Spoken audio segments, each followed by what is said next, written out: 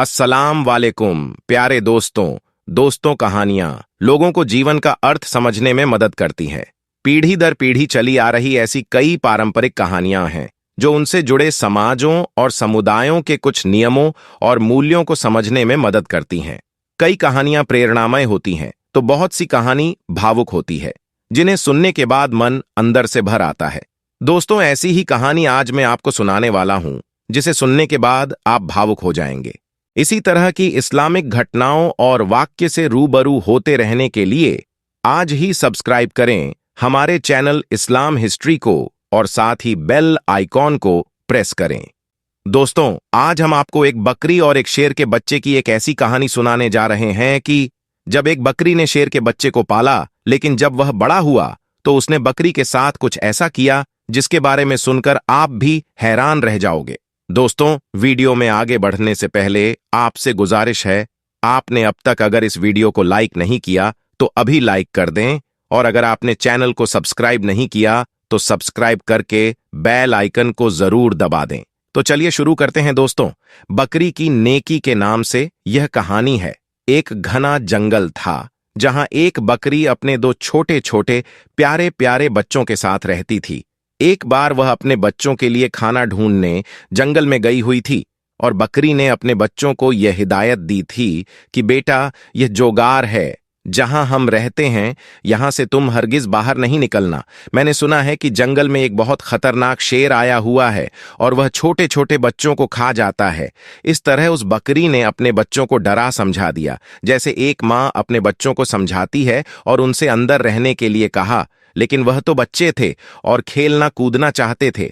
जब माँ को देर हो गई खाना तलाश करने में तो बच्चे घर से बाहर निकलकर खेलने लगे। वो शेर तो मौके की ताक में था क्योंकि वो भूखा भी था। ललचाई नजरों से उन बच्चों को देख रहा था। उसने झपट कर अपने बड़े बड़े नुकीले दांत निकालकर बकरी के दोनों बच्चों को खा लिया। माँ जब वापस लौटी तो क्या देखती है कि बच्चे गार में मौजूद नहीं थे। हाँ, उनकी हड्डियां यहां वहां बिखरी पड़ी थीं। यह देखकर बकरी समझ गई, तड़प गई। क्या कहती, फितरत के हाथों मजबूर होकर एक खूंखार जानवर ने, एक शेर ने उसके बच्चों को खा लिया था। बकरी रोती हुई आसमान की तरफ देखती रही और कहने लगी, हे भगवान, मेरे बच्चे मुझसे ले लिए गए एक माँ से, इतना बड़ा इम्तिहान, मगर मैं सब्र करूंगी, कोई शिकवा नहीं करूंगी। लेकिन उस शेर ने यह बहुत बुरा किया। बकरी के दिल में शेर के लिए नफरत पैदा हो गई। लेकिन भगवान को अब उस बकरी का दोबारा इम्तिहान लेना था कि तेरी फितरत क्या है। एक बार बकरी उदास बैठी थी और सोच रही थी कि अब मैं क्या करूं, मेरे तो बच्चे भी नहीं हैं। चलो खाने की तलाश में निकलती हूं। अचानक जंगल में तूफानी बारिश शुरू हो गई। अब वो चलती जा रही थी कि अचानक उसको किसी के करहाने की आवाज सुनाई दी, जैसे कोई दर्द में कह रहा हूं, मेरी मदद करो, मेरी मदद करो। लेकिन वह आवाज साफ तौर पर सुनाई नहीं दे रही थी। बकरी ने चारों तरफ नजर दौड़ाई। उसे एक शेर का बच्चा पड़ा हुआ नजर आया। वह बहुत छोटा सा था। ऐसा लगता था जैसे बस अभी पैदा हुआ हो और चलने फिरने के काबिल नहीं हो। बीमार लग रहा था। बकरी ने उसे एक बार देखकर नजरअंदाज कर दिया, नजर चुरा ली कि मैं उसको क्यों देखूं, छोटा है तो क्या हुआ, है तो शेर का बच्चा, और एक शेर ही ने मेरे दो बच्चों को खाया था। नहीं नहीं, मैं कोई नेकी नहीं करूंगी। बकरी उस शेर के बच्चे को नजरअंदाज करके आगे बढ़ने लगी। एकदम उसके दिल में ख्याल आया, शेर ने तो तुम्हारे बच्चों को खाया था, लेकिन तुम तो एक बच्चे के साथ ऐसा नहीं कर सकती हो। भगवान ने तुम्हारे दिल में नेकी डाली है, मोहब्बत पैदा की है, ममता पैदा की है, और ममता तो हर किसी के लिए होनी चाहिए। ये तुम्हारा बच्चा नहीं है तो क्या हुआ, किसी माँ का बच्चा तो होगा। बस ये ख्याल दिल में आया था और उस बकरी को शेर के बच्चे पर तरस आ गया। भूखे शेर के बच्चे ने हसरत से बकरी की तरफ देखा। बकरी समझ गई ये बहुत भूखा है और कोई भी उसके साथ नहीं है। उसने शेर के बच्चे को दूध पिला दिया। थोड़ी देर में बारिश रुक गई। बकरी ने शेर के बच्चे को लाकर गाड़ में रख दिया और वहां से जाने का इरादा किया। लेकिन फिर उसे ख्याल आया कि कहीं शेर का यह बच्चा अकेले मर ना जाए। लिहाजा बकरी उसके पास रुक गई। 2-3 दिन अपने घर नहीं गई, बल्कि शेर के बच्चे की देखभाल करती रही। बकरी की देखभाल की बदौलत शेर का बच्चा तंदुरुस्त हो गया। अब बकरी ने सोचा, शेर का बच्चा सेहतमंद हो गया है, अब मैं चली जाती हूं। लेकिन फिर उसे बच्चे पर रहम आ गया कि इसके तो माँ बाप न जाने कहाँ है। यह बेचारा अकेले में घबराएगा, कहीं यह बच्चा किसी शिकारी का निशाना न बन जाए। चुनांचे वह उसे अपने घर ले आई। अब यहां शेर का बच्चा बकरी के साथ रहने लगा। क्योंकि वह उसकी मां बन गई थी, और वो भी पालने वाली मां। बड़े प्यार से उसने उसको पालना शुरू कर दिया और उससे बहुत मोहब्बत करती, सीने से लगाए रखती। अब भगवान ने बकरी को उसके अपने बच्चे भी दे दिए, यानी बकरी के भी बच्चे पैदा हुए।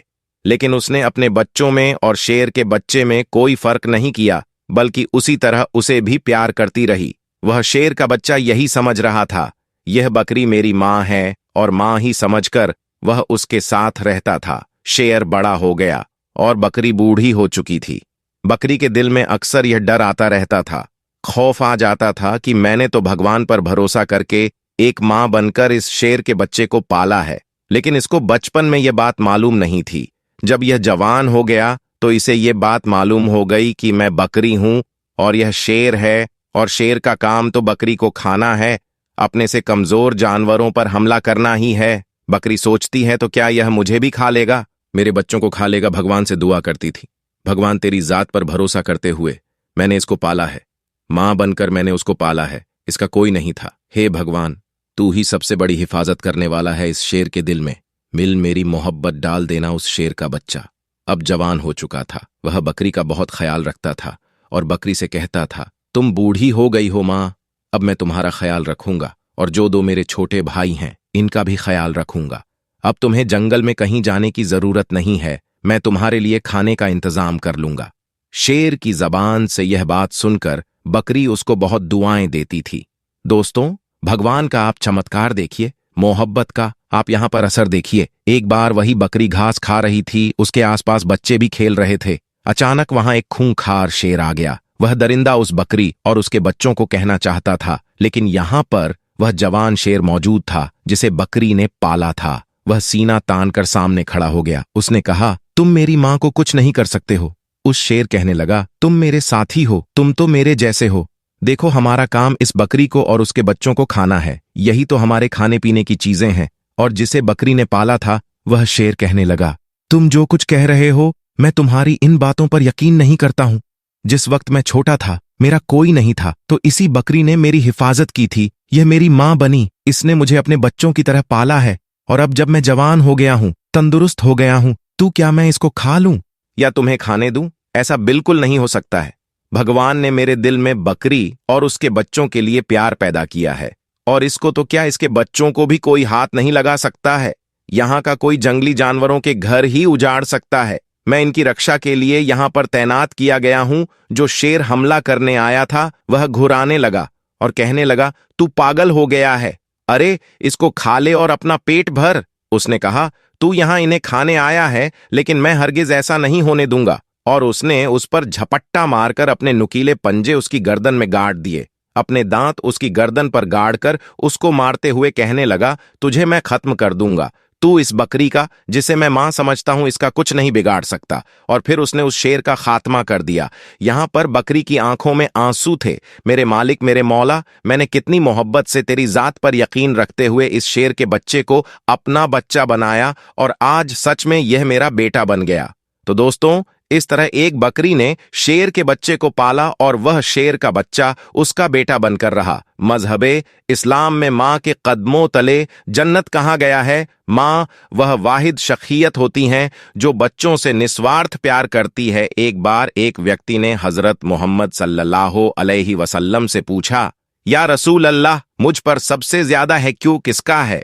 आपने जवाब दिया, तुम्हारी मां का। उसने दोबारा पूछा, फिर किसका? जवाब वही, तुम्हारी मां का। तीसरा भी जवाब वही। चौथी बार वही सवाल पूछा गया तो आपने फरमाया, तुम्हारे बाप का। इस हदीस से साफ जाहिर है कि इस्लाम में मां की अहमियत क्या है। ऐसी ही एक और हदीस है कि जब मां बाप दोनों एक साथ पानी मांगे तो सबसे पहले मां को पानी दो। इस्लाम ने मां का स्थान पिता से भी ऊंचा करार दिया है। हजरत मोहम्मद सल्लल्लाहु अलैहि वसल्लम ने फरमाया है कि अगर तुम्हारे माता और पिता तुम्हें एक साथ पुकारे तो पहले मां की पुकार का जवाब दो। एक हदीस में कहा गया है कि बूढ़ी मां की खिदमत करना ही जिहाद है।